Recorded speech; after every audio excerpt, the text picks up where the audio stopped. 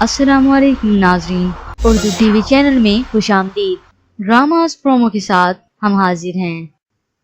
Viewers, drama serial चीख की आज की एपिसोड में आपने देखा शायान मन्नत को बाहिफाजत उसकी अम्मी के घर छोड़ता है और फिर उसे कहता है, तुम्हें तलाक देकर मैं तुम पर लगाए हुए इल्जामात को सच साबित नहीं होने दूंगा।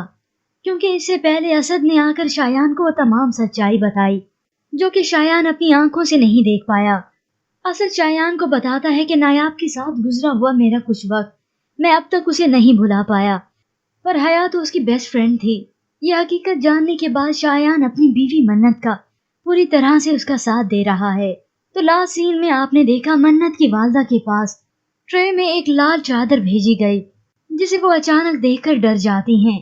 ये सिर्फ और सिर्फ मन्नत और उसकी वालदा को धमकाने के लिए है कि मन्नत डर कर पीछे हो जाए और वजी के खिलाफ कोई भी एक्शन ना ले।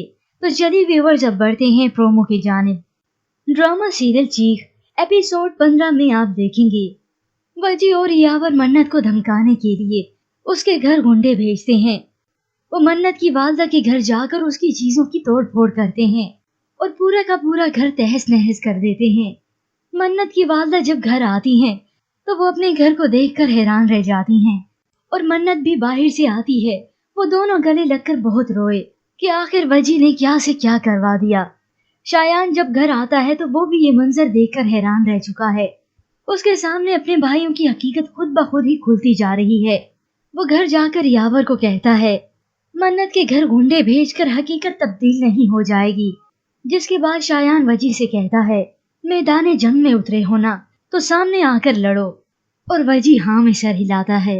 शायान के जाने के बाद यावर वजी से कहता है, ये सारी मुसीबतें तुम्हारी वजह से हैं, न तुम ऐसा करते न हमें ये सब भुगतना पड़ता। मन्नत कहती है, मेरा दिल चाहता है मैं ऐसी जगह चली जाऊं जहां कोई रिश्ता मेरी कमजोरी न बने। जिस पर उसकी वालदा रो रो कर कहती है, छोड़ दे ये सब कुछ। लेकिन मन्नत हार मानने वालों में से बिल्कुल भी नहीं। एक सीन में ये भी दिखाया जाता है मन्नत को पुलिस पकड़ कर ले जा रही है और उसकी वालदा रोती रह जाती हैं। तो उधर रमजान साहब को अपनी बेटी नायाब का ख्याल आया। इस ख्याल के आते ही उनका खून खोल उठा है। वो गुस्से से गिलास फेंकते हुए कहते हैं, तेरे गुनहगार को मैं कब्र तक पहुंचा कर रहूंगा।